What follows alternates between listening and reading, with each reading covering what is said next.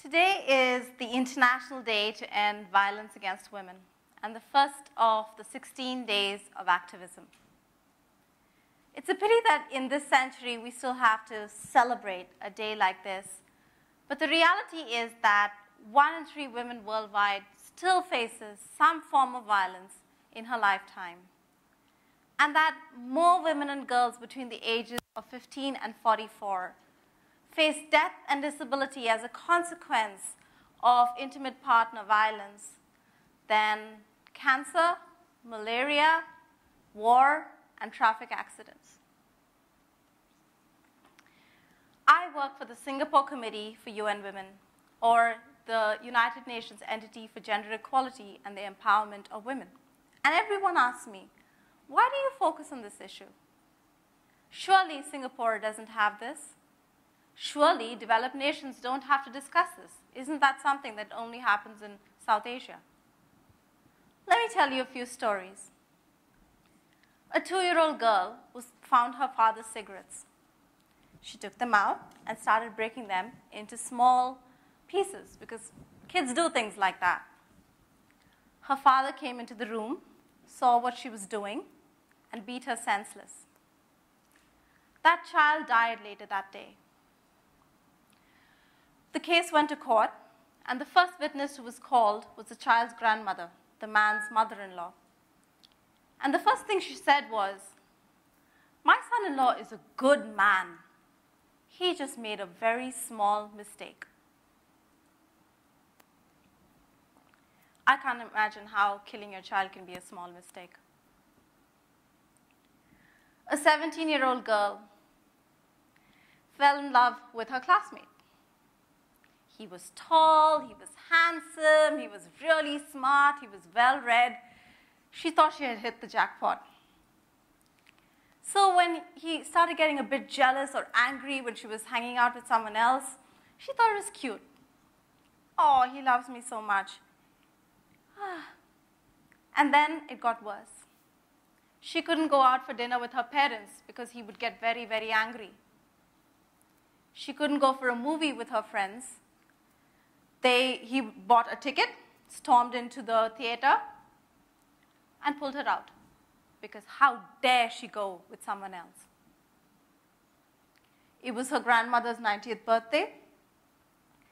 She had to go for dinner, but she had to pretend that she was sick and stay home because otherwise her boyfriend would get really, really angry.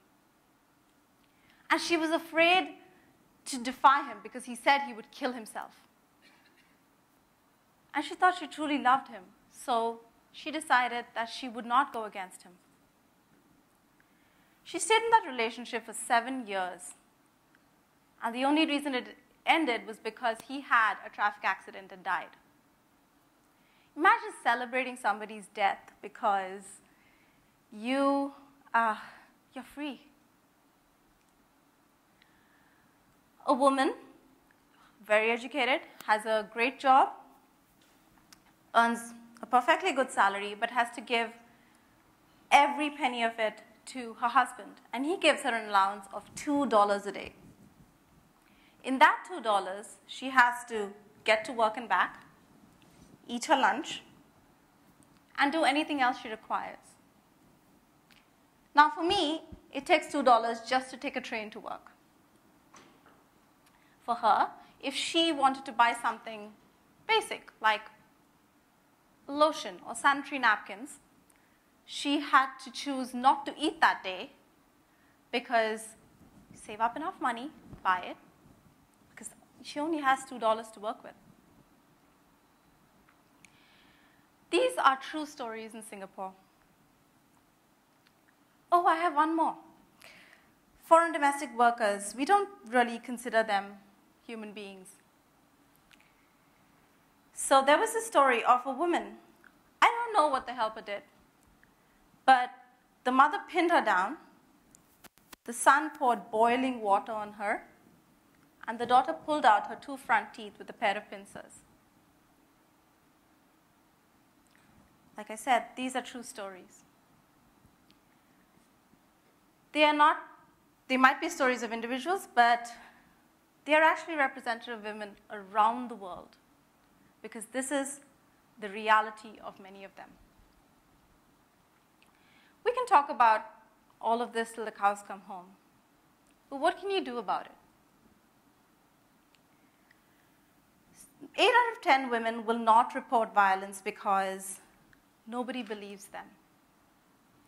Because in our community, washing your dirty laundry in public is still looked down upon. Because when they tell their story, people say, wait, but you're educated. Why can't you do something about this? There's so much out there on the internet. Go read up and do something about it. This is on you. So recently, there was an experiment that was conducted. They had a couple who were fighting. The guy was pulling her and smacking her, and they wanted to see what would happen. People came, people watched, people recorded it on their phones, probably posted it online, chatted to each other, they walked past, but nobody did anything. Until finally a German tourist came and said, "What the hell are you doing?" So they asked them, "Why didn't you do anything about this?" And the answers ranged from, "Oh my God, is that violence? I didn't know that." Or, doesn't that happen in all relationships?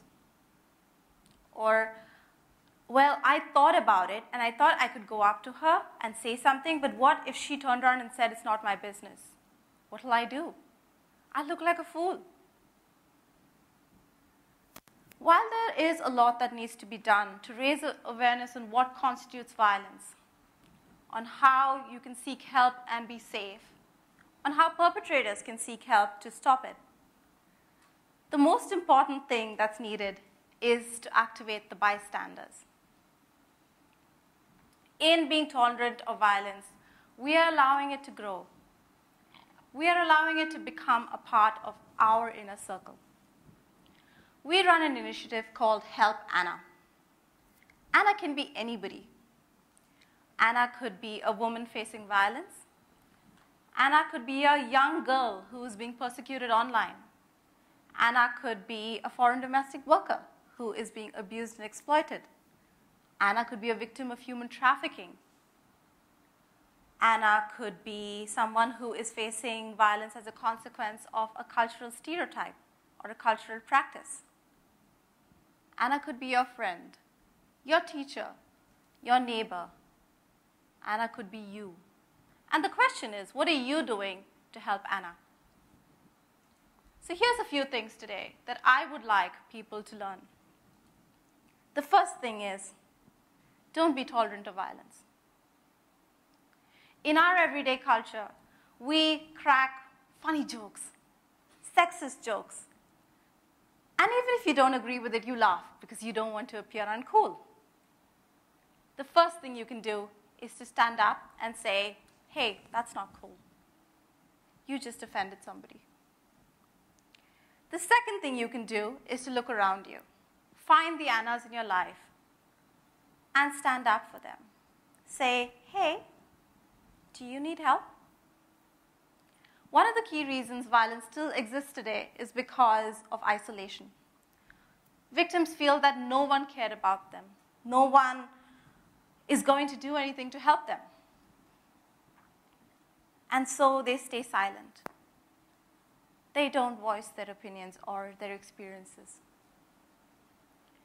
But if you could be that one person to change their life, just stand up and say, "Hey, do you need some help? Are you okay?" And just let them speak. Don't judge them. Don't tell them why they shouldn't be doing things a certain way, why they should have dealt with this a year ago. Just listen. And educate yourself on how they can seek help and let them know. Maybe they'll say, "I don't need this." They're going to push you away. That's okay. Just let them know that you are there whenever they need you. And believe me, you have just been highly instrumental in breaking a cycle of violence. The next very key step is look at yourself. Look at the things you say, you do, and think about whether you are executing violence in some way. Because that is the start of a movement. If I look at myself and then 10 other people look at themselves and we all look at what we are doing and address just that little cycle, the whole world is eventually going to do it, and then we've changed everything. But there's one key force that we haven't utilized: the youth. The youth of today are our future. They're the leaders, the everyday individuals of the future. So if we could get every individual in the youth to understand what gender inequality means, to just look at what constitutes violence and how they could be contributing to it, and just say, I'm going to stop today, then the horizon I'm looking at a few years from now is a horizon where violence doesn't exist. You are the change you want to be and the change you want to see. Thank you.